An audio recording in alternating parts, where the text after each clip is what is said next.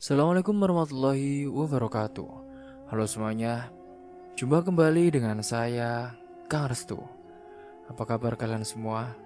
Semoga kalian selalu sehat, baik, dan tentunya dimudahkan segala urusannya oleh Tuhan Yang Maha Esa.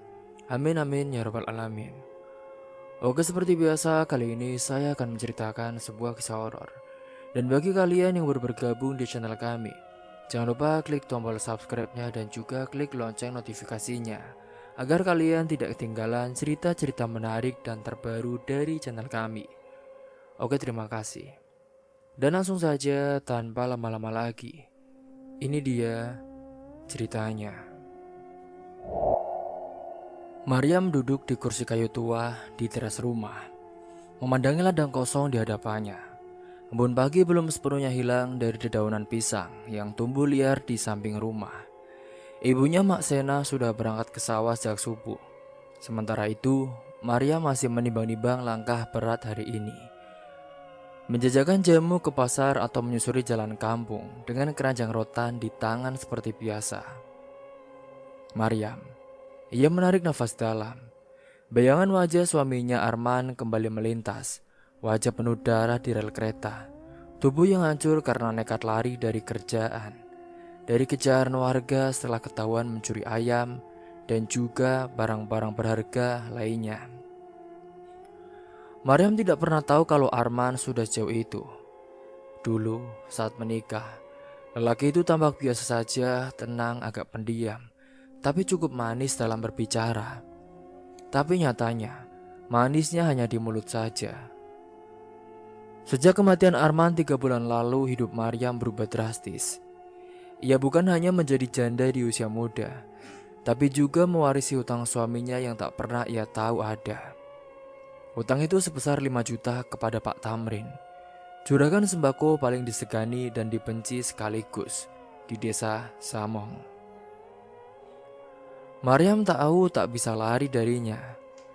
Nama baik keluarganya yang sudah hancur sejak Arman mencuri akan semakin terpuruk kalau ia kabur dari kewajiban.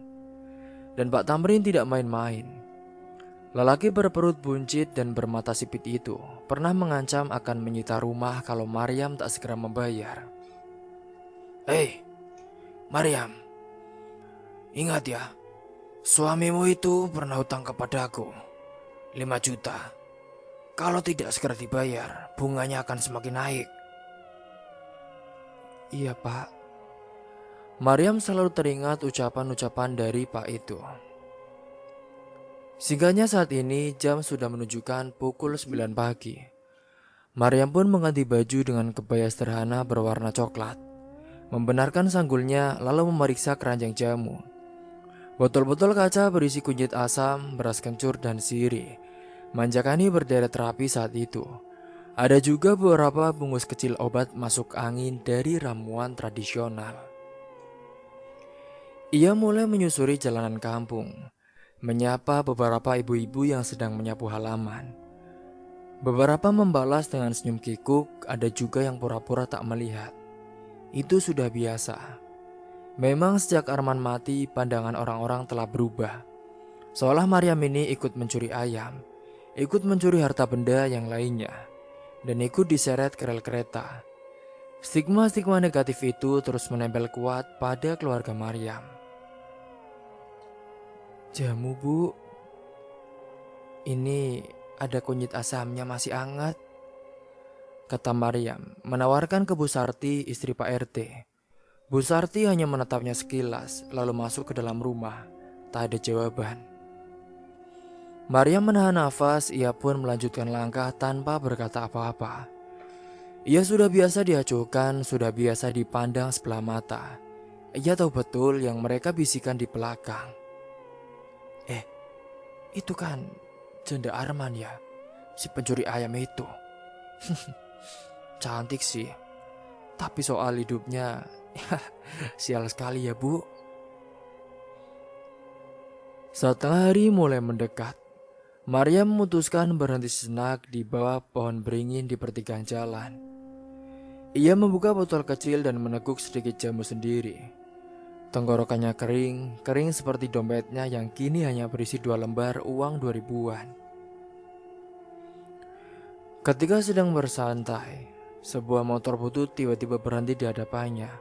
Maryam pun mendongak. "Yam, Maryam." Itu suara yang membuat tengkuknya dingin. Dia adalah Pak Tamrin. Lelaki itu pun turun dari motor. Wajahnya kusam memakai topi hitam lusuh. Dia berdiri di depan Maryam dengan tangan diselipkan ke saku celana. "Maryam, udah 3 bulan ya. Ingat, kamu masih belum bayar juga." Ucapnya datar tapi tajam. Maryam berdiri mencoba tenang.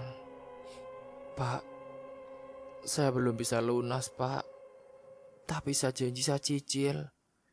Minggu lalu kan saya kasih 100.000 lewat Mak Sena." "Ngus, 5 juta ya Maryam, bukan 500.000. Kalau begini terus, sampai ayam bertelur emas pun gak akan cukup." Maryam menggigit bibirnya, matanya mulai panas, tapi ia tahan. "Saya kerja keras, Pak, jualan jamu, bantu mak di sawah, tapi saya mohon butuh waktu, Pak. Saya usahakan." Pak Tamrin melangkah lebih dekat, matanya menyisir tubuh Maryam dari atas sampai bawah. Maryam mundur setapak merapat ke batang pohon. "Ada cara lain kalau kamu mau cepat lunas. Tinggal aja semalam saja di rumah saya. Gimana? Nanti utang kamu akan lunas," bisik Pak Tamrin saat itu. "Maaf, Pak." "Udahlah, kamu jangan sok suci. Saya tahu kok kamu butuh uang. Lagian kamu ini janda kan. Gak ada bakal yang bakal ngelarang." "Tapi Pak, saya masih punya harga diri, Pak Tamrin." "Harga diri? Hah? Suamimu aja pencuri. Harga dirimu berapa sih? Suamimu itu mati dilindas kereta. Harga dirimu udah hancur dari dulu." Maryam nyaris menampar wajahnya, tapi ia sadar itu akan memperkeruh keadaan. Ia pun menghela nafas lalu berkata pelan, "Pak, saya janji.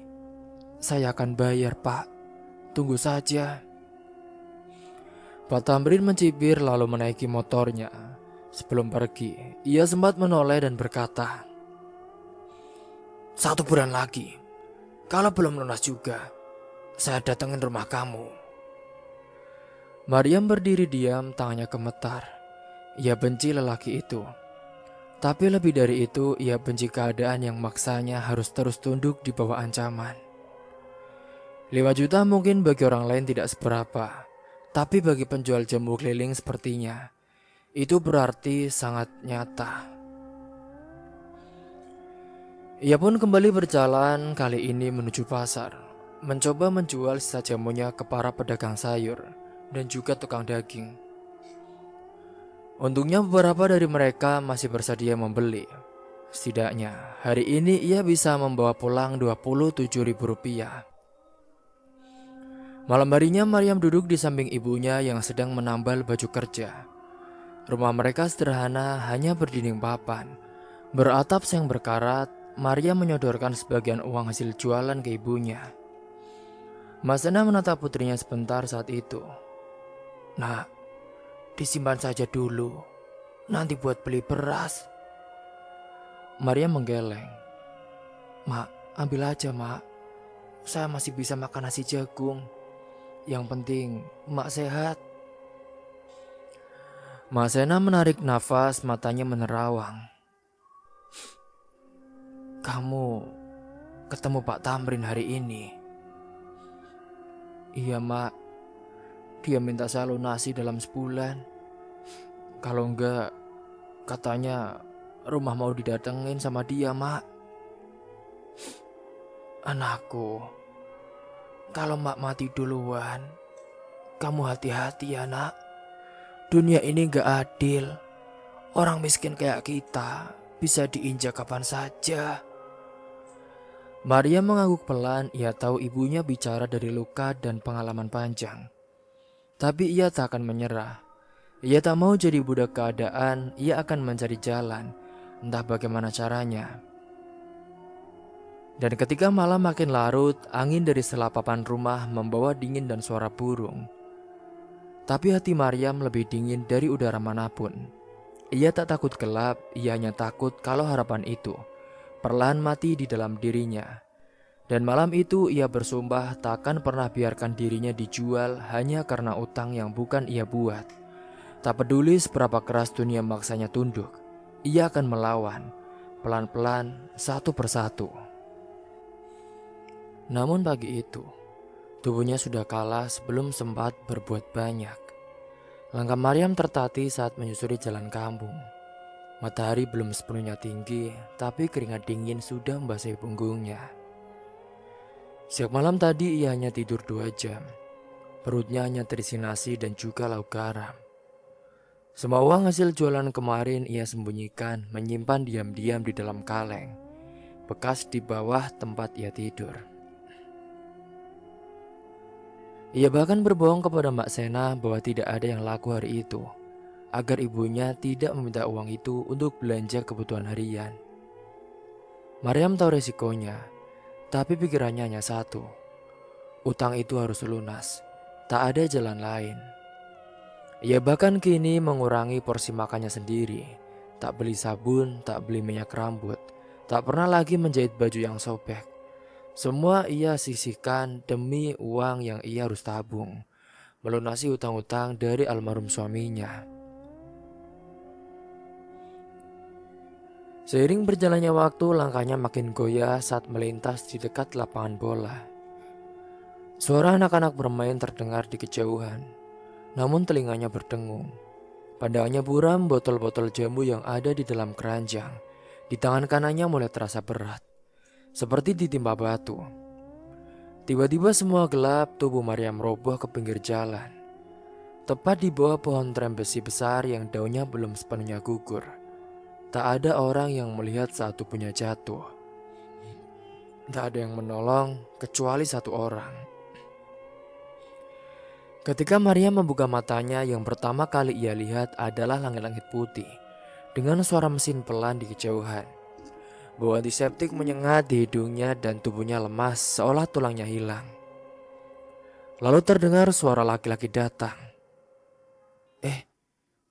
Kamu sudah sadar?"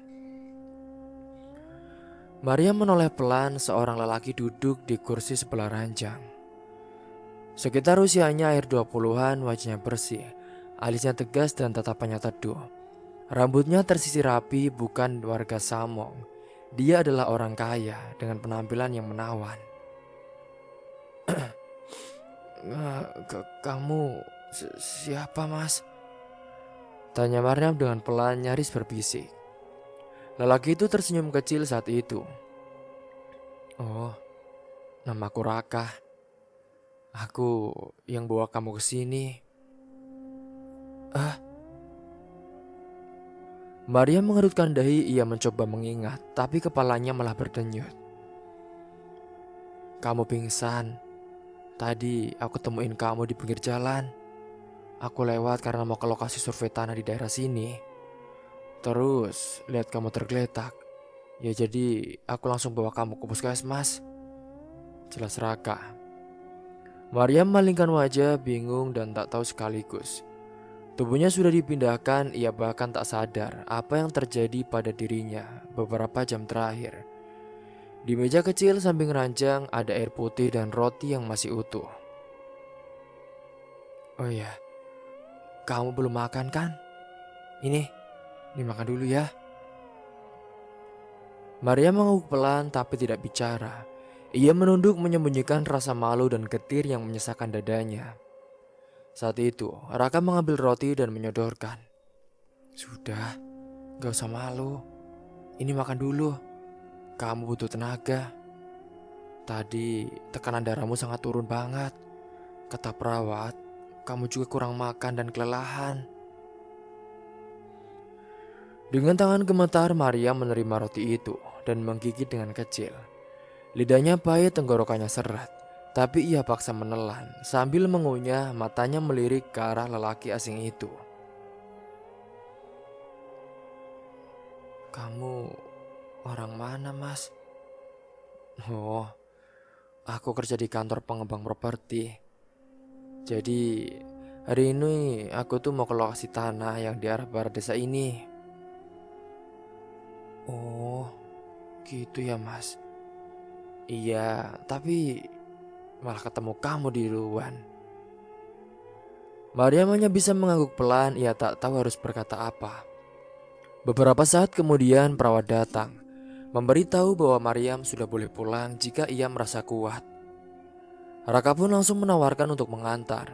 Mariam sempat menolak tapi Raka bersikeras. Singgahnya tak lama setelah itu, mobil putih milik Raka pun melaju pelan di jalanan desa Samong yang sempit dan juga berbatu. Di dalam Mariam duduk diam dengan keranjang jamunya yang kini kosong di pangkuan. Ia tak bisa menatap lelaki itu terlalu lama. Terlalu banyak pikiran yang bergelut di dalam dadanya. Ketika mobil mulai masuk ke gang rumahnya, warga yang melihat pun langsung berkerumun, anak-anak berlarian sambil berteriak. "Bu, ada mobil, Bu. Ada mobil bagus." Sementara ibu-ibu yang sedang mencuci pun langsung menghentikan aktivitasnya dan mulai bergosip. "Eh, itu siapa ya? Itu bukannya Mariam ya?" "Iya, Bu. Benar, itu Mariam. Tapi kenapa diantar mobil ya?" "Iya sih, siapa itu ya? Ganteng banget lagi. Apa jangan-jangan mau jadi suaminya?" Mariam menunduk semakin dalam. Wajahnya memerah menahan malu. Di depan rumah Mak Senah baru pulang dari sawah dengan tubuh penuh lumpur. Ia terkejut melihat keramaian dan mobil parkir di depan rumah. Mariam pun turun perlahan, Raka membantunya membawa keranjang jamu. Mak Senah berdiri di depan pagar bambu. Matanya membulat. "Ya Allah Mariam, kamu dari mana nak? Kenapa bisa naik mobil?" Serunya dengan panik. Mariam berlari pelan menghampiri ibunya, lalu memeluknya dengan erat. Air matanya tak bisa ditahan lagi. "Mak, maaf mak, aku pingsan tadi pagi." Mak Sena menoleh ke arah Raka. Mas ini siapa ya?" Raka pun langsung membungkuk sopan saat itu. "Saya Raka, Bu. Saya yang nemuin Mariam di pinggir jalan. Saya bantu bawa ke puskesmas. Tadi sudah dicek dokter, sekarang sudah mendingan." Mak Sena terdiam bingung dan juga canggung. Sementara warga makin ramai mendekat, memandangi mobil dan bisik-bisik tak jelas. "Oh ya Bu, boleh saya bantu Mariam masukin ke dalam." Mak Sena mengangguk cepat, mereka bertiga pun masuk ke rumah. Sementara di luar para tetangga mulai berspekulasi. "Eh, itu pasti calonnya ya. Jangan-jangan dia dipelihara orang kaya. Gila ya Mariam, beruntung banget. Wah, ini mah nggak bisa diremehkan tuh." Di dalam rumah saat itu Mariam duduk di depan bambu. Tubuhnya masih lemas, Raka menyodorkan air putih. "Kalau sempat, nanti saya mampir lagi ya Mariam. Tapi sekarang saya harus lanjut kerja dulu." "Iya Mas Raka, terima kasih ya Mas atas bantuannya." Gak usah panggil aku Mas lah, Raka aja. Yaudah, kamu jaga kesehatan ya." Raka keluar rumah mengucap salam ke Mak Senah lalu pergi. Mobilnya perlahan menjauh meninggalkan awan debu di jalanan kecil itu. Mak Senah menatap putrinya lama. "Kamu belum cerita semuanya ya Mariam. Kenapa kamu bisa pingsan?" Mariam menunduk, suaranya serak. "Ya, aku cuma terlalu capek mak." "Kamu pasti gak makan kan?" Mariam terdiam kemudian mengangguk dengan pelan. Air matanya jatuh lagi tanpa suara. Mak Sena mendekat dan memeluknya. "Nak, mak gak butuh kamu bohong demi ngumpulin uang. Hidup kita tuh udah susah. Ya, tetapi bukan berarti kamu harus nyiksa diri kamu kayak gini, nak. Lagian kan, itu salah suami kamu juga dulu. Sudah, kamu harus jaga kesehatan. Mbak Sena menghela nafas panjang. Nah, kita bisa cari jalan bareng. Jangan kamu sendiri yang pikul semuanya. Iya mak, tapi kan aku cuma pengen utangnya cepet lunas mak. Biar kita tuh hidup tenang, gak diganggu terus sama juragan. Pada malam harinya pun, Maryam kini duduk di tikar sambil menatap lampu minyak. Di luar suara jangkrik bersautan, dalam hatinya ia bingung. Siapa sebenarnya Raka? Kenapa ia bisa muncul tepat saat Maryam butuh pertolongan? Namun yang lebih mengganggu pikirannya adalah desas-desus warga. Ia tahu besok pagi satu desa pasti sudah membicarakan soal mobil mewah yang menjemputnya. Nama baiknya yang baru mulai membaik bisa saja rusak lagi hanya karena asumsi. Maryam hanya bisa menggenggam uang yang diselipkan Raka diam-diam ke keranjang jamunya, yaitu selembar 100 ribuan tertulis kecil di atasnya. Ini buat beli makan ya, biar kamu cepat sehat. Ia tak tahu apakah harus bersyukur atau mulai khawatir. Namun, kini Maryam benar-benar tak pernah merasakan seperti ini. Ada seorang kaya yang benar-benar tulus membantunya dan sedikit memberikan harapan bahwa ia, wanita miskin, bisa dicintai oleh orang siapapun. Tepat 2 hari setelah kejadian itu, rumah Maryam kembali didatangi tamu yang tidak diharapkan. Suasana sore baru saja tenang, angin sepoi membawa bau tanah basah dari sawah belakang. Maryam sedang mencuci botol-botol jamunya di belakang rumah, sementara Mak Sena merapikan hasil panen kecil di ruang depan. Tiba-tiba suara motor meraung di depan rumah, keras dan juga kasar. Maryam langsung berhenti mengucek botol. Dadanya berdegup tak karuan. Dari balik jendela terlihat Pak Tamrin turun dari motornya. Wajahnya seperti biasa, serius, sinis dan juga penuh tekanan. Ia masuk tanpa permisi, langsung mendobrak pagar bambu kecil dan menjejakkan sandal bututnya ke lantai rumah dengan keras. Assalamualaikum, Teriaknya. Mak Sena yang mendengar pun buru-buru berdiri. Waalaikumsalam. Ada perlu apa ya Pak Tamrin? Suaranya berusaha ramah meski jelas terdengar gugup. Maria masuk dari belakang masih dengan tangan basah dan kerudung yang belum sempat dibetulkan.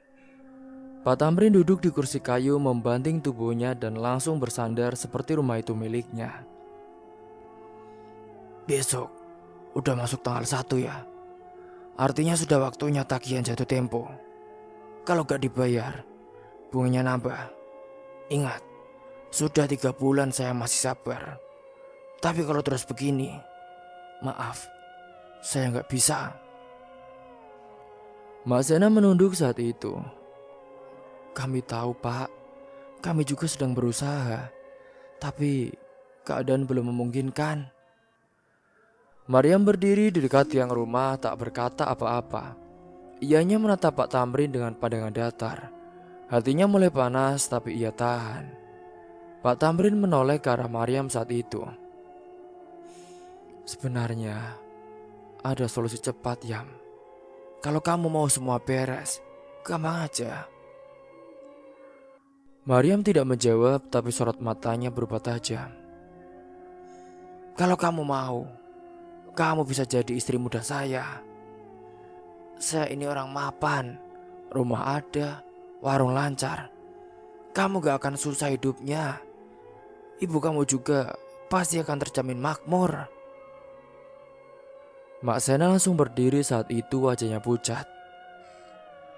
Maaf Pak, saya minta Bapak jangan bercanda kayak gitu ya Pak. Loh Bu, emangnya siapa yang bercanda Bu Sena? Saya serius loh. Daripada anak ibu ini kerja keras sampai pingsan segala, mending jadi istri saya. Nanti saya anggap lunas semua utangnya. Bahkan saya juga bisa bantu ibu. Ibu bisa ikut pindah di rumah saya. tempat saya tinggal sekarang, Bu. Maryam mengangkat dagunya. Pak Tamrin, jangan kurang ajar ya, Pak. Saya bukan barang, Pak Tamrin. Dasar sosokan kamu miskin. Ini tuh tawaran bagus loh, Maryam. Hidup kamu loh sekarang susah. Jualan jamu keliling gak cukup buat bayar hutang. Saya kan cuma kasih kamu jalan keluar. Lagi pula, mantan suamimu itu, ya maaf-maaf saja ya, sudah bikin nama kamu rusak. Siapa juga sih yang mau nikah sama janda pencuri ayam? Hah?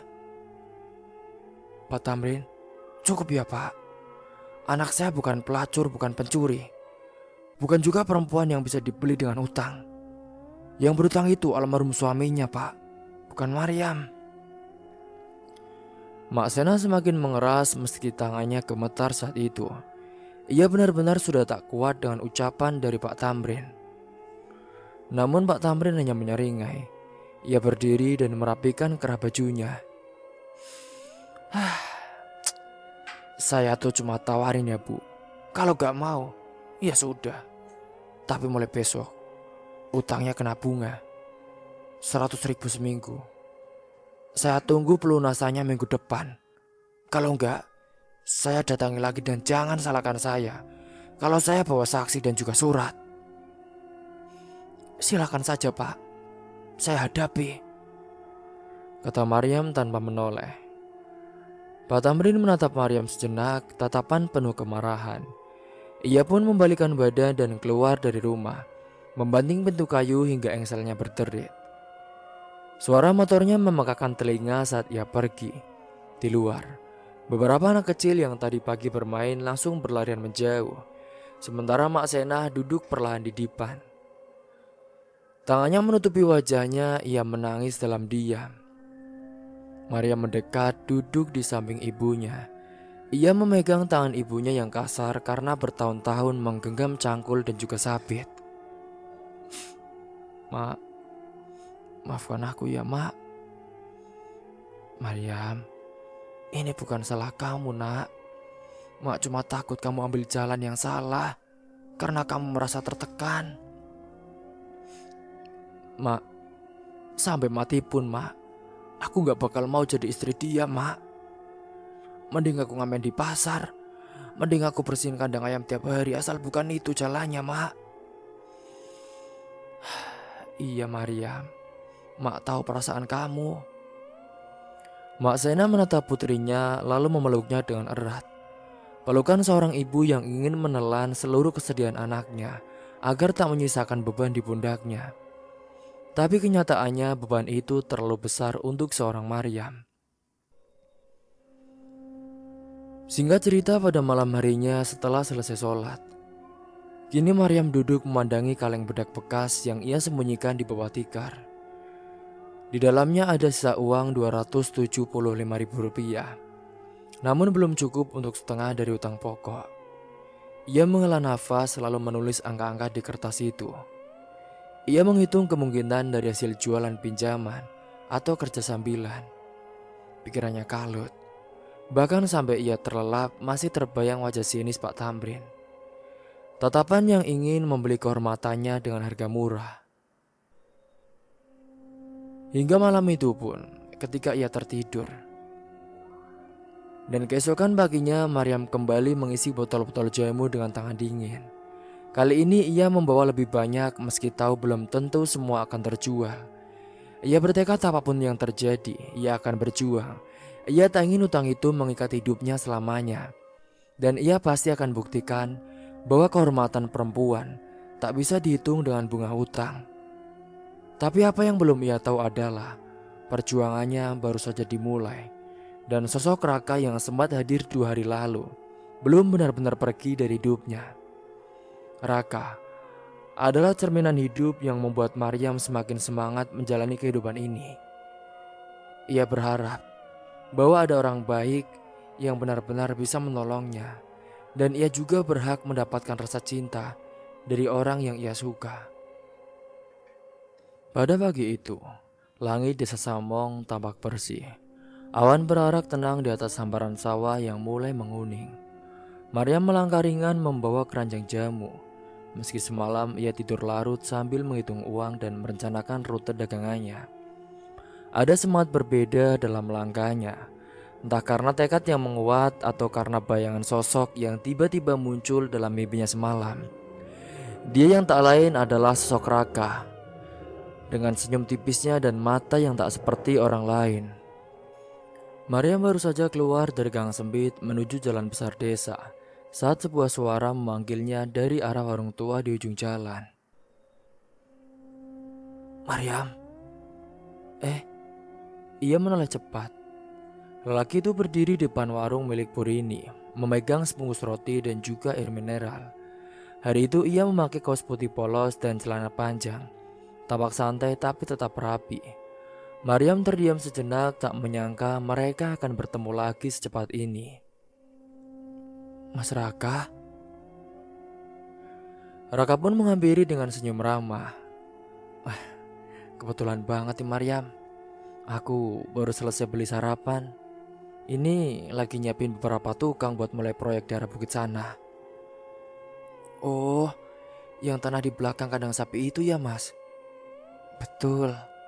Kamu hafal juga ya ternyata. Iya mas, saya kan sering lewat situ. Bahkan tiap hari lewat kampung Cikliling Jamu. Jawabnya pelan sambil menunjuk keranjangnya. Mereka berdiri beberapa meter dari warung, di bawah pohon mahoni yang rindang. Sekali warga lewat menoleh ke arah mereka. Tapi Maryam berusaha tetap tenang. Meskipun dalam hatinya ada gelombang kecil yang tak bisa ia redam. Gugup campur hangat yang aneh. Kamu sekarang gimana kabarnya Maryam? Udah saya total kan? Tanya Raka, memerhatikan wajah Maryam saat itu. Ya, keadaanku udah baik sih mas. Cuma mungkin saya belum bangun sampai sekarang. Kalau nggak ditolong mas Raka. Udahlah, kamu jangan sungkan ya. Lagian, aku juga kan senang bisa nolongin kamu. Mereka mengobrol dan saling tertawa saat itu. Hening sejenak, lalu Raka menatap Maryam dalam-dalam sebelum berkata, Aku boleh tanya sesuatu? Maryam mengangguk pelan. Kamu udah menikah? Atau bebe? Tanya saat itu dengan hati-hati. Maryam pun menarik nafas. Saya janda mas. Suami saya meninggal beberapa bulan lalu. Tapi kami belum sempat punya anak. Saya juga tidak malu mengakuinya mas. Ucapnya dengan suaranya sedikit bergetar. Raka tidak mengubah ekspresinya, ia justru menatap Maryam lebih lembut. Maryam, terima kasih ya sudah jujur. Aku juga harus jujur kalau aku belum menikah. Tapi ya bukan karena belum ada yang mau. Maksudnya, jadi calonku dulu, dia selingkuh dengan rekan kerjaku sendiri pas 2 bulan lagi mau nikah. Kata Raka lirih. Jadi ya aku batalin semuanya. Dan sejak itu aku jadi malas aja sama yang manis-manis tapi palsu. Aku lebih suka orang yang jujur meski pahit. Maryam tak tahu harus menjawab apa, matanya menunduk. Bibirnya menggigit pelan sudut kerudung. Ia tak ingin terlihat berharap, tapi ucapan Raka terasa menembus pertahanan hatinya. Maaf ya Maryam, aku lancang ngomong kayak gitu. Tapi jujur, aku ngerasa nyaman loh ngobrol sama kamu. Kamu gak seperti perempuan lain yang aku kenal. Kamu sederhana, apa adanya. Aku bisa lihat ya kamu tuh punya luka, tapi kamu gak sembunyikan itu. Dan itu membuatmu kuat. Maryam menoleh perlahan, matanya sedikit berkaca. Ia merasa dilihat, benar-benar dilihat. Bukan hanya kulit luar saja dan juga status jandanya. Oh iya Mas Raka, tapi saya kan bukan perempuan yang punya banyak. Rumah saya saja cuma papan. Pakaian saja ya jelek gini. tabungan saya juga nihil. Saya bukan perempuan yang bisa dibanggakan, Mas. Katanya dengan suara yang nyaris berbisik. Raka menggeleng saat itu. Ya, justru karena itulah aku gak butuh yang dipoles. Aku butuh yang nyata, Maryam. Maryam menunduk lagi, ia bisa merasakan wajahnya memanas. Beberapa menit mereka hanya diam sampai akhirnya Raka membuka suara lagi. Oh iya, kalau kamu gak keberatan, aku pengen ajak kamu jalan sebentar. Gak jauh kok, cuma keliling kampung atau duduk di warung sambil minum teh. Aku pengen kenal kamu lebih jauh, tapi juga ya gak mau ganggu kamu juga sih. Jadi kalau kamu keberatan, aku ngerti kok. Maria mendongak pelan, ada senyum kecil di bibirnya. Senyum ragu-ragu tapi tulus. Saya gak keberatan, Mas. Asal jangan ganggu jam kerja saya jual jamu. Soalnya saya juga mau bayar hutang. Iya, janji deh gak ganggu. Cuma butuh waktu sebentar aja. Nanti aku beli deh semua jamunya, biar kamu gak rugi. Aduh, kamu itu bisa aja, Mas. Ya gak usah segitunya juga kali. Mereka semakin terlihat semakin akrab. Mereka pun akhirnya duduk di bangku panjang di depan warung puri ini. Raka memesan 2 gelas teh hangat dan juga roti goreng. Obrolan mereka mengalir ringan, tentang kampung, tentang masa kecil, bahkan tentang hal-hal kecil seperti warna kesukaan dan makanan favorit mereka masing-masing. Raka mendengarkan setiap cerita Maryam dengan sungguh-sungguh, dan Maryam mulai terbuka, menceritakan bagaimana dulu ia punya mimpi ingin buka toko jamu sendiri, tapi tak pernah sempat karena menikah muda dan hidup dalam kesulitan. Oh iya, kalau kamu punya toko sendiri, emangnya kamu mau di mana? Ya, aku pengennya sih dekat pasar, Mas, biar gampang dicari orang. Tapi itu cuma mimpi kok.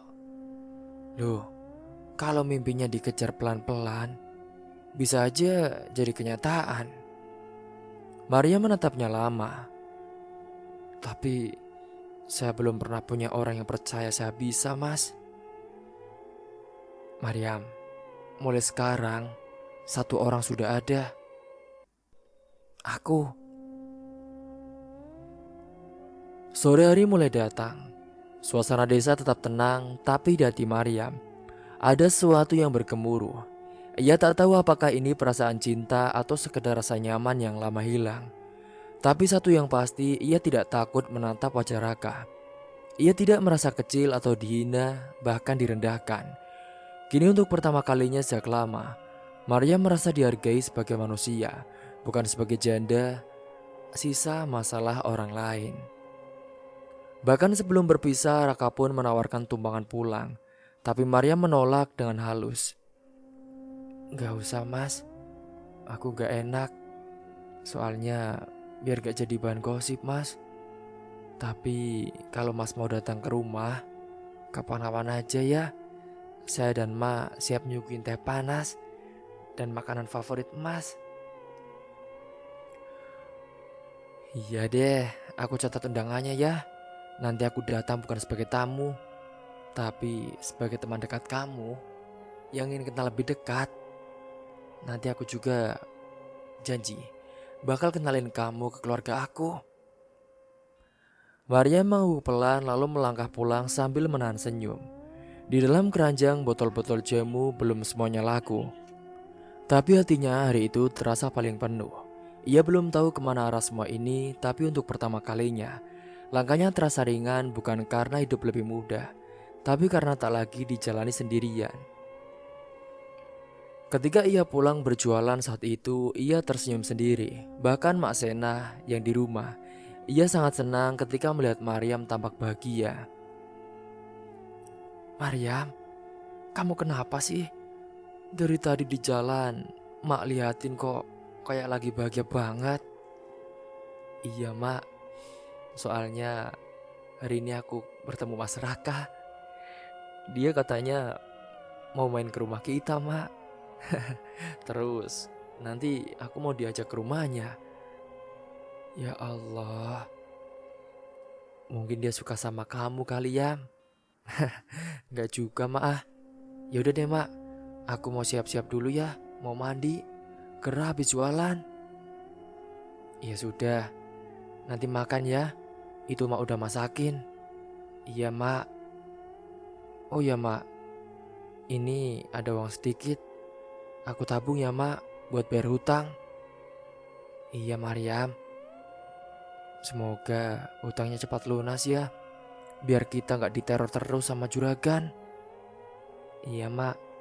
Amin. Setelah menjalani hari-hari itu, Mariam pun kini bebersih tubuhnya. Ia berharap hari yang akan datang semakin menyenangkan bagi dia dan juga Mak Sena. Beberapa hari kemudian, Raka memutuskan pulang ke rumah ibunya di kota. Rumah besar dengan pagar besi tinggi, tren yang luas, dan cat tembok yang selalu diganti tiap tahun.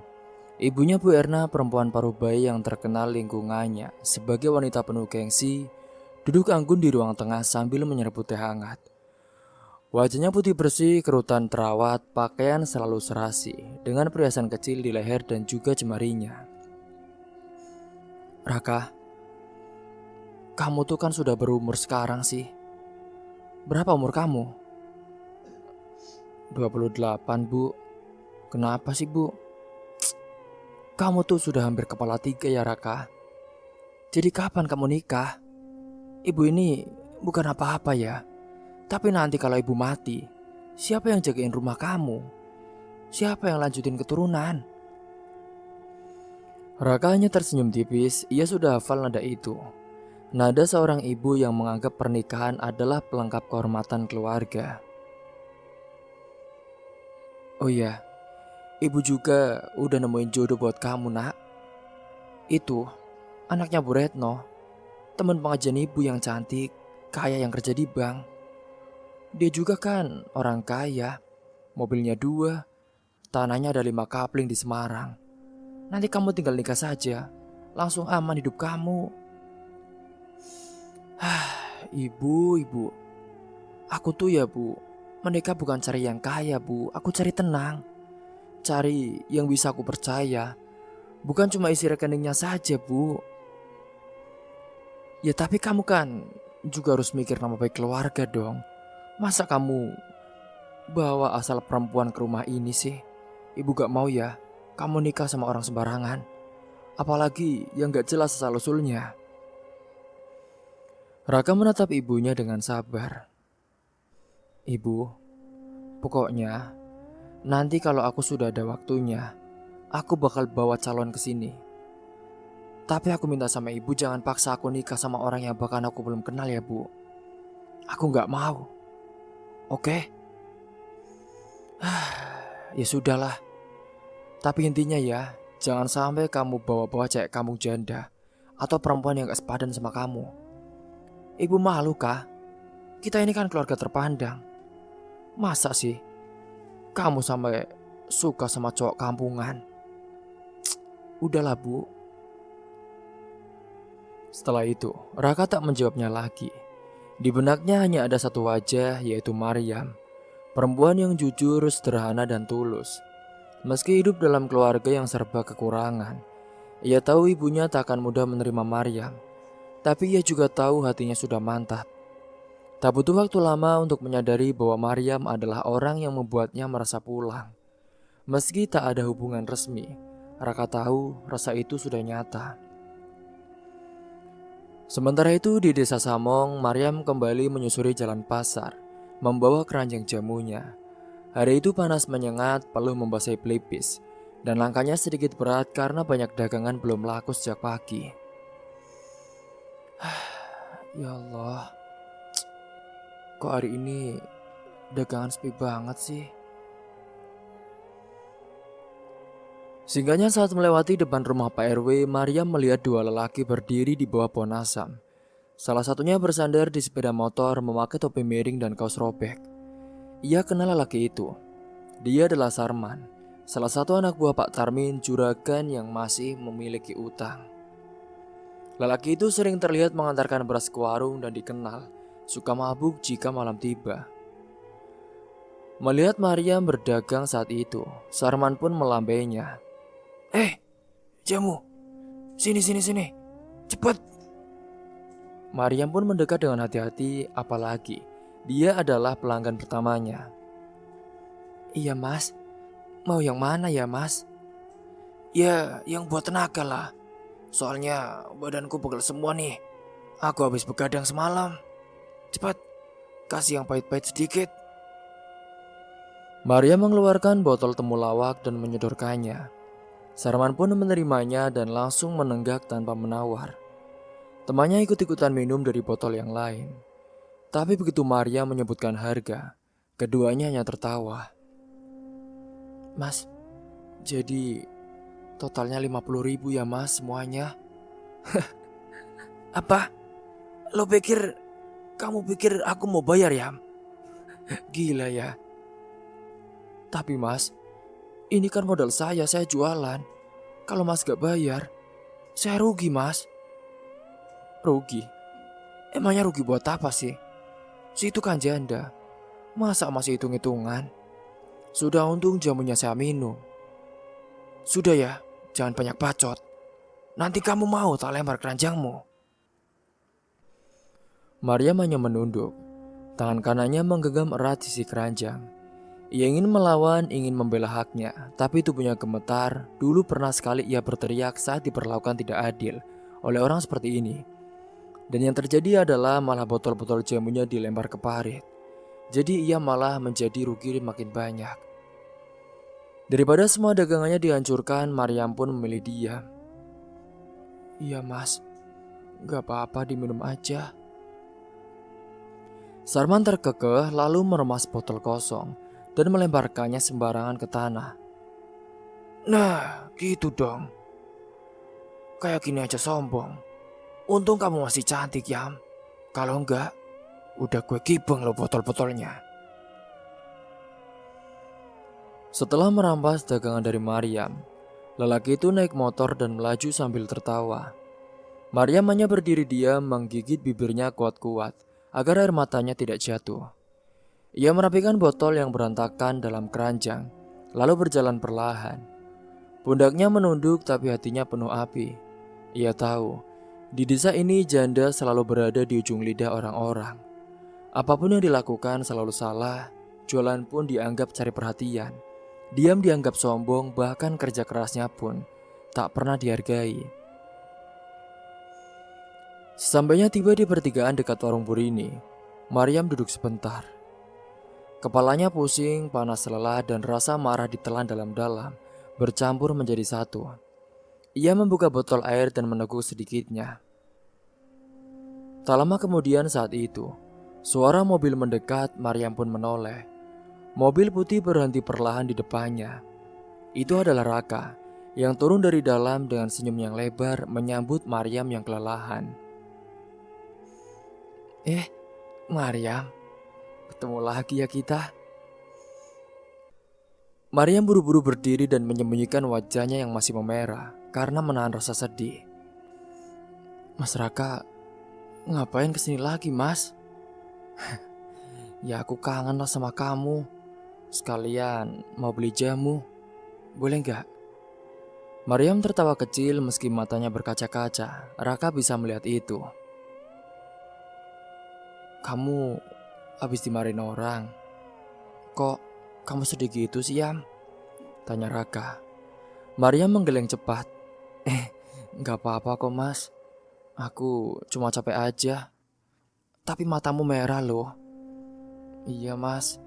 Tadi ada yang minum jamu tapi gak bayar. Hah? Siapa Yam? Siapa yang berani gak bayar? Sudahlah mas, gak usah dipikirin. Saya sudah biasa. Tapi Yam, kamu harus berani ya. Jangan biarkan orang semena-mena sama kamu. Kamu jualan kan juga halal. Kalau orang seenaknya ambil tanpa bayar, itu mencuri Yam. Tapi saya takut mas. Kalau mereka mengamuk, keranjang saya bisa diobrak-abrik. Saya juga ini sendirian, Mas. Saya juga sadar dia juga salah satu anak buah orang yang saya masih punya hutang. Anak buah juragan. Juragan? Juragan siapa ya? Juragan Tamrin. Maria menatap Raka dan di sana untuk pertama kalinya ia benar-benar bisa mengadu semuanya dengan ada rasa aman yang tak bisa dibantah. Dan di balik keteguhan lelaki itu ada janji yang belum terucap, tapi sudah mulai tumbuh di antara diam dan senyum mereka. Sebuah janji bahwa setelah semua luka dan beban yang ditanggung Maryam, akan ada seorang yang tak hanya menampung air matanya, tapi juga ikut berjuang bersamanya. Ya udah, mulai sekarang kamu gak usah takut hati ya. Sekarang kamu gak sendirian. Aku janji, aku akan sering ada di desa ini. Dan nanti, jika kamu mengalami hal-hal yang tidak diinginkan, tolong kabari aku ya. Ini, handphone buat kamu. Makasih ya, Mas. Iya, sama-sama. Singkat cerita pada saat itu, kini, setelah mereka semakin akrab dan semakin dekat, Raka benar-benar memberikan segala sesuatu yang penuh perhatian kepada Maryam. Maryam, kamu gak usah takut apa lagi. Ya, apapun itu, kamu harus kuat. Sekarang kamu gak sendirian. Kalimat itu menancap dalam di hati Maryam. Kata-kata sederhana, tapi untuk perempuan sepertinya, yang bertahun-tahun terbiasa memikul beban hidup sendirian. Itu seperti air di tengah kemarau panjang. Sejak hari itulah Raka dan Maryam semakin sering bertemu. Bukan untuk hal-hal yang muluk, tapi untuk obrolan ringan di bawah pohon jambu, sanggar teh di warung, atau sekadar jalan kaki, menyusuri jalan tanah desa sambil membawa keranjang jamu. Raka pun mulai menikmati membantu Maryam menjajakan jamu ke beberapa rumah. Bukan karena kasihan, tapi karena ia benar-benar ingin dekat. Bahkan beberapa kali ia ikut menawar, tertawa lepas saat seorang ibu-ibu cerewet menawar harga jamu, hingga setengahnya. Maryam sendiri heran bagaimana bisa seorang lelaki kota, orang kaya, berpendidikan tinggi, hidup nyaman dan tampan pula, bersedia turun ke jalan dan duduk di tikar lusuh warung hanya untuk menemaninya berjualan. Ia juga tak pernah yakin apakah dirinya itu pantas disandingkan dengan Raka. Namun semakin lama hubungan mereka semakin erat.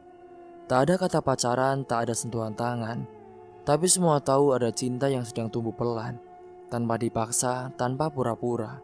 Dan cinta yang semacam itulah biasanya paling kokoh menancap. Suatu sore yang panas, Maryam dan Raka sedang berkeliling ke gang sempit belakang pasar.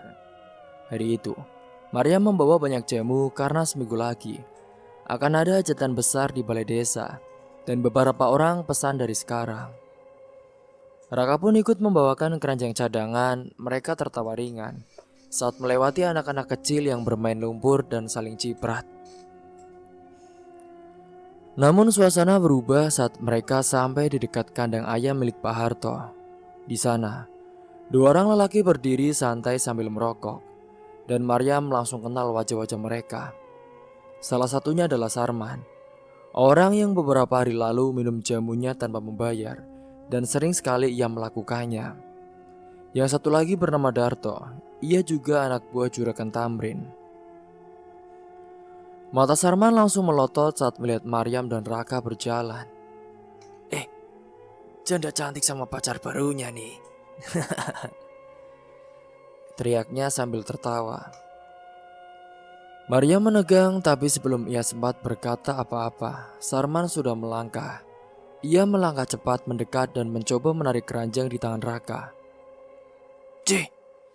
Sekarang kamu bawa-bawa bodyguard ya, Yam? Biar gak kutagi jamu kemarin ya. Dasar.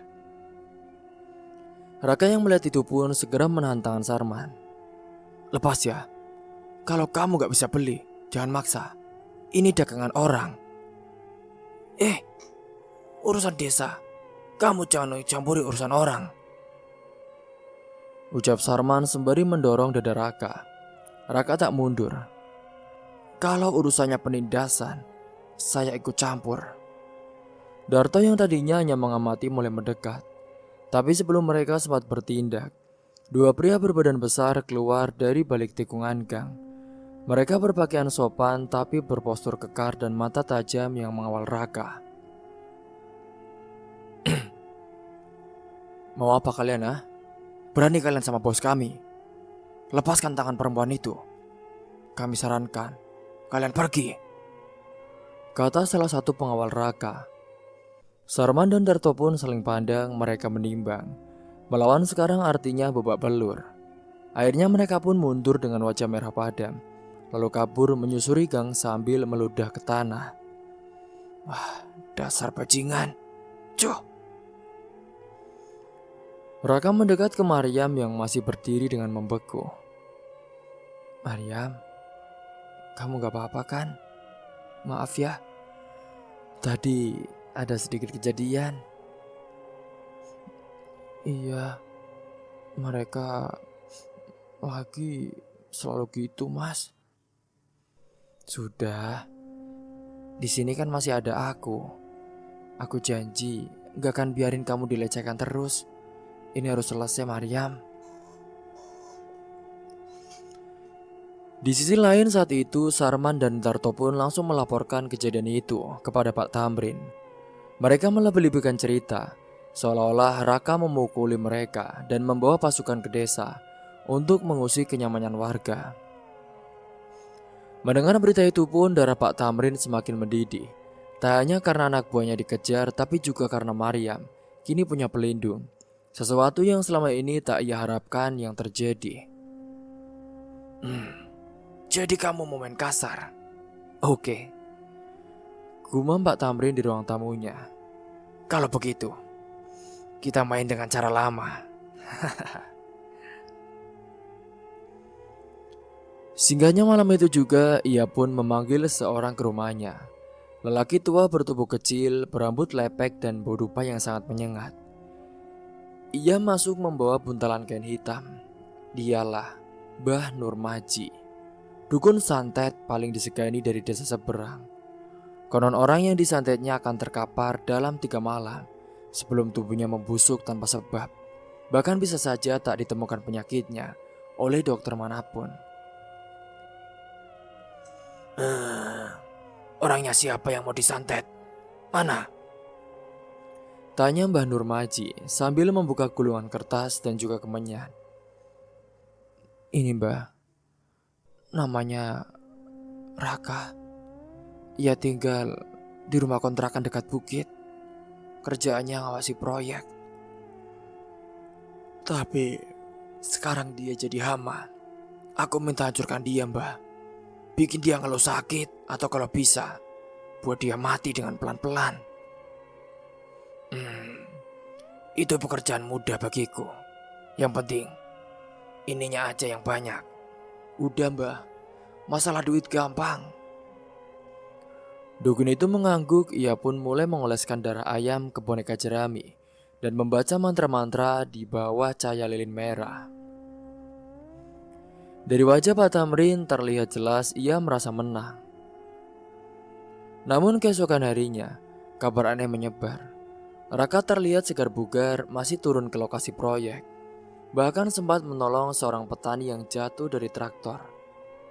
2 malam berikutnya Raka pun masih ikut sholat subuh di musola, membagikan makanan ke anak yatim dan tetap menemani Maryam jualan jamu. Pak Tamrin merasa geram. Ia pun kembali memanggil Mbah Nurmaji. Mbah, ini gimana, Mbah? Kok dia belum mati sih, Mbah? Dia masih sehat saja. Gak bisa. Saya sudah coba 3 cara. Santet lambung, santet darah, sama santet mimpi. Tapi mental semua. Dia kayak diselimuti cahaya kebaikan. Aku gak kuat. Aduh. Apa maksudmu, Mbah? Tapi kan aku udah bayar kamu dengan banyak. Dia orang ahli ibadah. Aura tubuhnya bersih. Ada juga doa yang kuat di sekelilingnya. Santet saya gak bisa nembus, malah balik ke diri saya sendiri semalam. Aduh. Pak Tamrin terdiam. Baru kali ini ia melihat Mbah Nurmaji berkeringat dingin. Ada dua jenis orang yang gak bisa disantet. Yang pertama, orang gila. Yang kedua, orang yang berserah diri pada Tuhan sepenuh hati. Raka bukan gila, tapi yang satu lagi jelas iya. Pak Tamrin marah saat itu tapi juga ketakutan. Ia sadar permainannya sudah tidak bisa dilanjutkan dengan cara lama. Sementara itu Maryam baru saja tahu dari Raka tentang niat jahat juragan itu. Kenapa gak bilang dari awal sih kalian? Ya, soalnya aku bingung mas.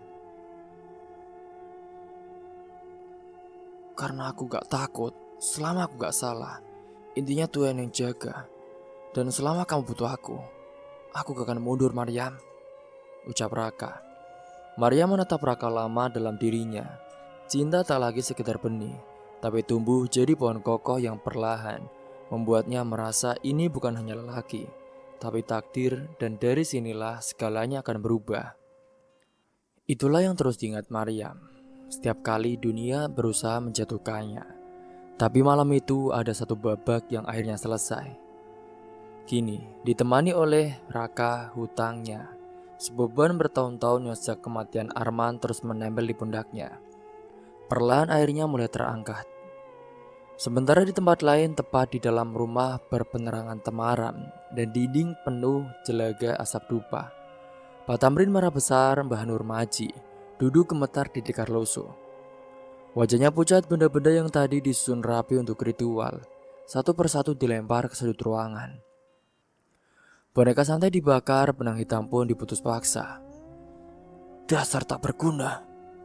Udah bayar mahal-mahal gak ada hasilnya. Maki Pak Tamrin, nafasnya memburu. Saya sudah bilang pak, orang itu dilindungi. Bukan cuma ibadahnya yang kuat, tapi hidupnya bersih. Kalau saya paksakan, bisa-bisa saya yang mati pak, ujar Mbah Nurmaji dengan suara tercekat. Yaudah, pergi kamu. Jangan pernah datang ke rumah saya lagi. Dukun itu pun menyeret langkahnya keluar, meninggalkan aroma dupa yang menyengat bercampur kemarahan yang belum tuntas. Tamrin meremas kertas tagihan di tangannya. Jumlah utang Arman yang selama ini ia jaga agar Maryam tetap bisa ditekan, diperas dan dikendalikan. Tapi semuanya sudah di ambang akhir. Malam itu, Maryam dan Raka berdiri di depan rumah besar bercat oranye milik Pak Tamrin. Di tangan Maryam tergenggam amplop lusuh berisi uang yang dikumpulkan bertahun-tahun. Ada tambahan dari Raka juga, tapi Maryam tetap ingin menyerahkannya dengan tangannya sendiri. Pak Tamrin keluar dengan wajah masam saat itu. Mau apa kalian malam-malam begini datang ke rumahku? Saya mau bayar lunas pak, hutang almarhum suami saya. Emangnya uang dari mana? Tumben banget kalian bayar. Ini semua hasil kerja saya ya pak, tolong dicek. Jumlahnya 5 juta pas. Tamrin mengambil amplop itu, membukanya cepat, lalu menghitung dengan mata tajam. Setelah selesai, ia hanya mengangguk singkat, tapi wajahnya tetap kaku. Ya, ini sudah lunas. Tapi ingat ya Maryam, gak semua orang bisa lepas dari bayangan masa lalu. Saya tahu pak, tapi saya juga tahu yang menilai saya bukan cuma orang-orang seperti bapak. Pak Tamrin tidak menjawabnya lagi. Ianya menutup pintu pelan dan membiarkan malam menelan bayangannya. Saat berjalan pulang, Maryam menangis diam-diam. Tapi itu bukan tangis sedih, itu tangis lega. Tangis perempuan yang akhirnya mampu menyelesaikan bab terburuk dalam hidupnya dengan kepala tegak. Raka pun meraih tangannya, menggenggamnya dengan hangat. Sayang, hari ini kamu benar-benar bebas. Iya mas, aku cuma pengen hidup tenang. Maryam, kamu juga gak cuma layak hidup tenang ya. Kamu layak hidup bahagia. Dan aku pengen jadi bagian dari kebahagiaan itu. Aku mau nikah sama kamu, Maryam. Ucap Raka. Suaranya pelan tapi mantap. Maryam terdiam, hatinya bergemuruh. Aku tahu ini terlalu cepat, tapi aku gak pengen lama-lama lagi, ya. Aku udah yakin sama kamu. Kalau kamu bersedia besok, kita ke rumah ibuku. Aku mau kamu kenal mereka. Aku mau semua yang aku jalani, kamu ikut di dalamnya. Oke? Maryam nyaris tak bisa berkata-kata. Ia hanya mengangguk dengan senyum malu dan mata berkaca.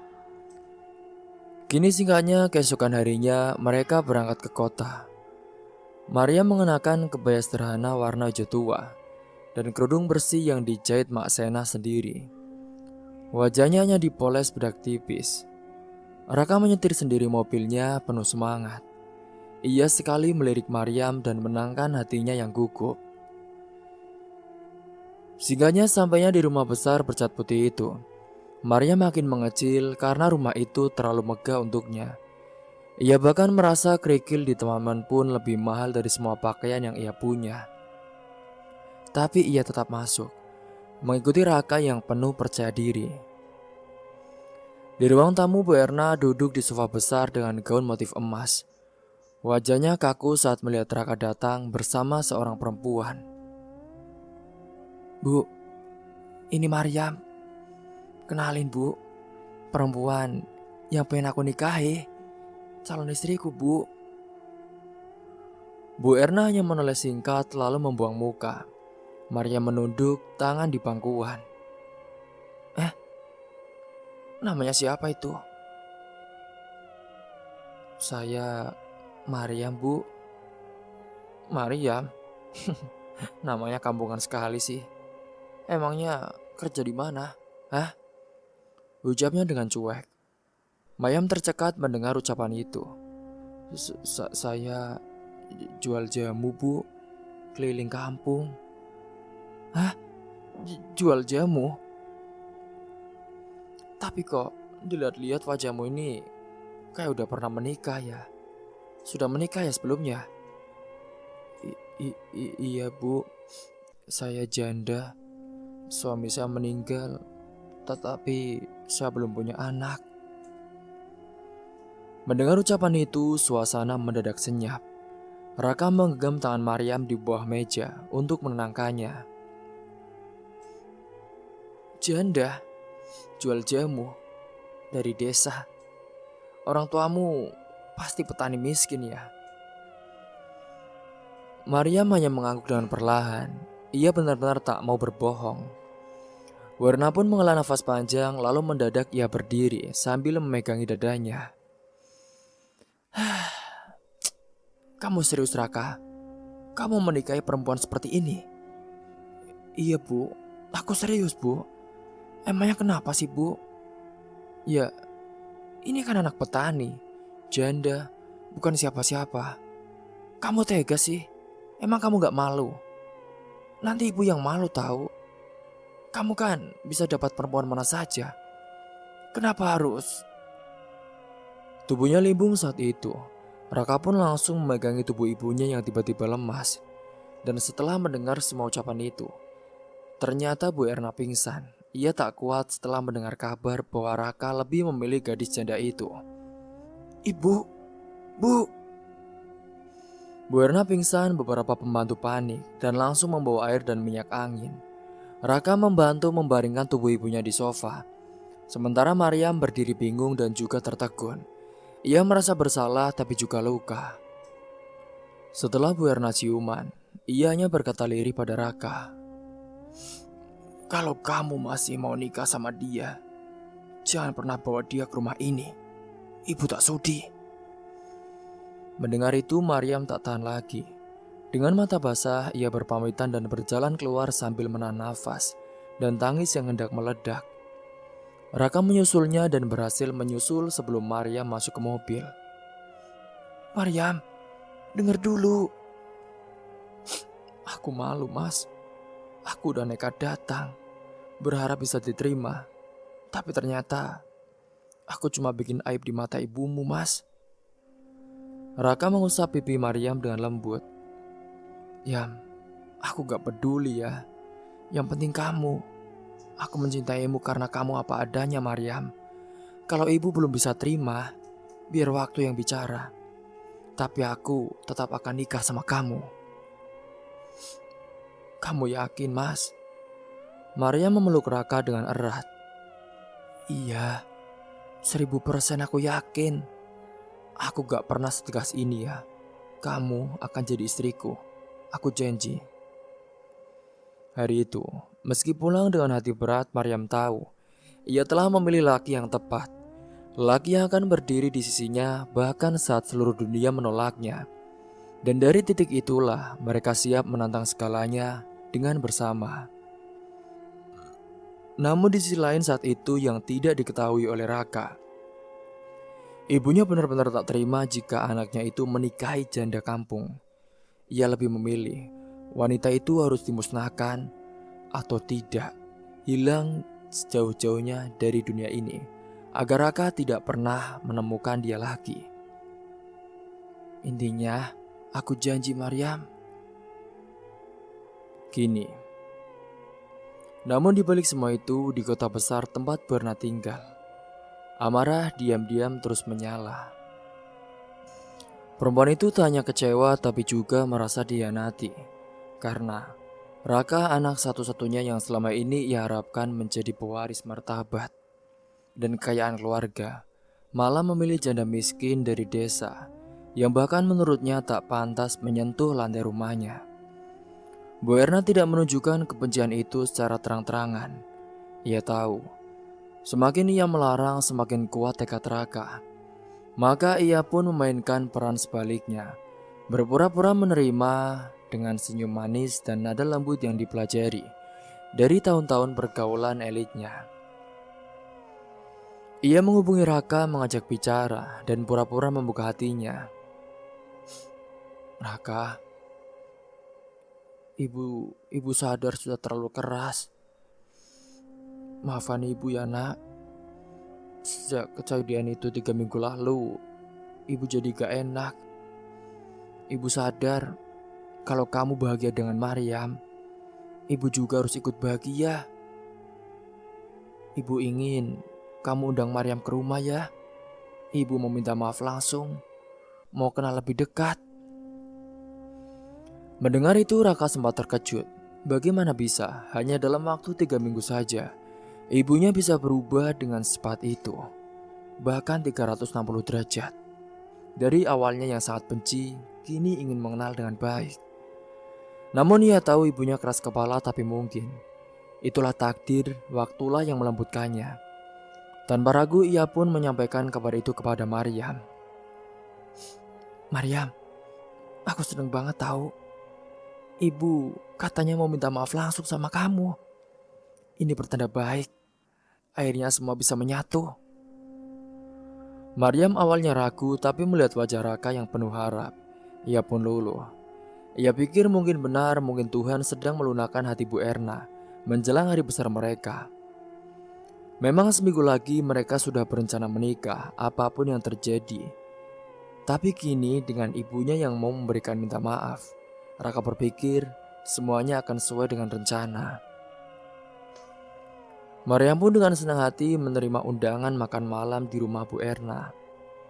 Bu Erna menyambutnya dengan senyum lebar, mengenakan gaun putih gading dan menyodorkan tangan. Maryam tak menduga sambutan itu begitu ramah. Mereka duduk di meja makan, menyantap sup ayam dan nasi timbel, buatan koki langganan keluarga. Maryam, ibu minta maaf ya, nak. Waktu itu ibu kaget sekali. Sekarang ibu sadar kamu perempuan yang baik, yang kuat, bisa nemenin Raka lebih baik dari siapapun. Maryam tersenyum kecil menahan haru. Ia menjawab dengan sopan, berbicara dengan tenang, mengucapkan terima kasih atas permintaan itu. Tapi ia tak tahu bahwa sup ayam yang ia makan, yang dikhususkan kepada Maryam, telah ditaburi racun lambat yang tak langsung bereaksi. melainkan bekerja pelan. Saat itu, membuat tubuh lemah dan menekan sistem saraf dalam hitungan jam. Malam itu pun Maryam pulang ke rumah di Desa Samong dengan perasaan campur aduk. Raka mengantar sampai depan pintu, mengecup keningnya singkat, lalu kembali ke kota untuk persiapan pernikahan. Mak Sena menyambut putrinya dan melihat wajahnya sedikit pucat. Tapi Maryam hanya bilang lelah. "Maryam, kamu kelihatan capek banget sih. Wajah kamu pucat banget loh." "Iya mak, kayaknya aku kecapean deh. Aku mau tidur dulu ya mak." Namun di dini hari, tepat pada jam 12 malam lebih setengah jam, tubuh Maria mulai gemetar. Ia muntah hebat, perutnya kram dan tubuhnya kejang-kejang. Mas Sena panik dan memanggil tangga untuk membantu membawa Maryam ke puskesmas. Saat itu, Raka pun segera ditelepon dan datang dalam waktu kurang dari 2 jam. Di rumah sakit kecil itu, dokter memberikan cairan infus dan juga oksigen. Tapi tak satu pun yang bisa memastikan apa penyebabnya. Saat tes laboratorium tidak tersedia, Raka hanya bisa duduk di samping ranjang Maryam, menggenggam tangannya yang sudah dingin. "Maryam, kamu kenapa? Ya Allah, maaf ya Maryam. Aku gak tahu kenapa bisa begini. Kenapa ya Allah? Apa karena makanan di kampung ya? Tidak bersih." Maryam tidak sanggup menjawab, matanya hanya berkedip pelan. Tubuhnya lemah. Selama 2 hari berikutnya kondisi Maryam naik turun. Raka menjaga siang malam, Bu Erna pun sama sekali tidak datang. Ia hanya mengirim pesan basa-basi seolah menanyakan kabar, sambil berharap Maryam benar-benar pergi.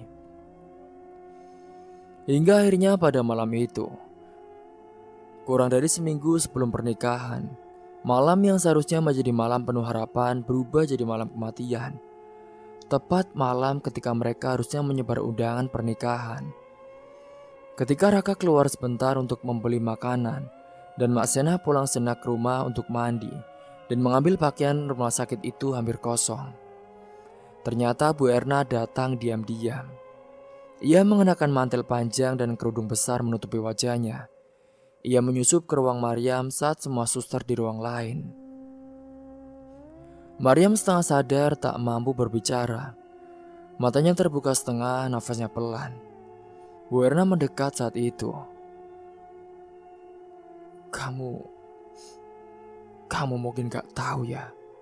Tapi kamu perempuan yang salah datang ke hidup anakku.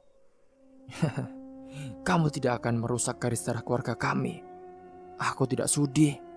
Ketika saat itu, kondisi Maryam yang sedang sekarat-sekaratnya, Bu Erna mendekat dan ia meraih selang oksigen dan perlahan mencabutnya dari mesin, lalu menyelipkannya ke balik selimut agar tak terlihat. Maryam pun mulai sesak nafas, tubuhnya bergetar pelan, nafasnya memendek. "Tidurlah dengan tenang ya. Raka akan baik-baik saja. Aku akan kembalikan dia ke tempat yang layak." Dengan cepat saat itu Bu Erna meninggalkan ruangan. Tak lama kemudian, alarm monitor jantung pun berbunyi. Suster berlari masuk namun sudah terlambat. Maryam yang telah kehabisan nafas, ia meninggal dunia dalam sunyi, tanpa satupun orang yang ia cintai di sisinya. Dokter menyimpulkan kematian akibat gagal nafas mendadak. Mereka tidak curiga. Mereka pikir itu murni karena penyakit yang tak terdeteksi. Ketika Raka tiba dan mendapati Maryam sudah terbujur kaku, ia pun langsung menangis. Mak Sena jatuh pingsan di lantai, para tetangga menangis, dan seluruh desa Samong terdiam dalam duka. Raka memeluk jenazah Maryam sepanjang malam itu. Ia tak percaya, perempuan yang ia cintai, yang ingin ia nikahi seminggu lagi, kini pergi begitu saja dalam benaknya. Ia menyalahkan diri sendiri. Mungkin karena ia terlalu cepat membawa Maryam ke kota. Mungkin karena makanan atau kelelahan. Mungkin karena saat itu dia tidak ada di sampingnya. Ia benar-benar merasa bersalah. Hingga pada waktu itu pun, setelah semuanya sudah diurus, Maryam dikuburkan di pemakaman desa, tepatnya di bawah pohon mangga tua. Mak Sena menangis setiap hari di hadapan batu nisan itu. Maryam dikuburkan tepat di samping almarhum ayahnya. Ia kehilangan segalanya. Tapi satu hal membuatnya sedikit tenang. Raka kini sudah menganggap Mak Sena sebagai ibunya sendiri. Bahkan hampir setiap minggu Raka duduk sendirian di makam Maryam. Ia membawa bunga, duduk diam dan membaca doa panjang. Ia tak pernah melewatkan Jumat Kliwon, tak pernah absen. Meskipun hujan, meskipun panas menyengat, ia selalu datang. Maryam, maaf ya, aku gagal melindungimu. Tapi aku janji, aku akan selalu ada di sini sampai nanti. Sampai Tuhan izinkan kita ketemu lagi di beda alam. Aku janji aku akan menjaga ibu kamu. Sementara di kota, di balik rumah mewah dan senyum palsu, Bu Erna kembali hidup seperti biasa, seperti orang yang tak berdosa. Tapi setiap malam, kini ia tidak bisa tidur nyenyak. Karena dalam mimpinya selalu ada perempuan berkebaya hijau, berdiri di ujung ranjang, menatapnya dengan mata tajam, dan bibir diam tak bicara. Kini, Raka hanya berharap Maryam segera dilindungi dan diberikan tempat yang terbaik di sisi Tuhannya. Semoga kita semua bisa mengambil hikmah dan pelajaran dari kisah ini. Mungkin itu saja yang dapat saya sampaikan. Kurang lebihnya mohon maaf. Akhir kata, wassalamualaikum warahmatullahi wabarakatuh.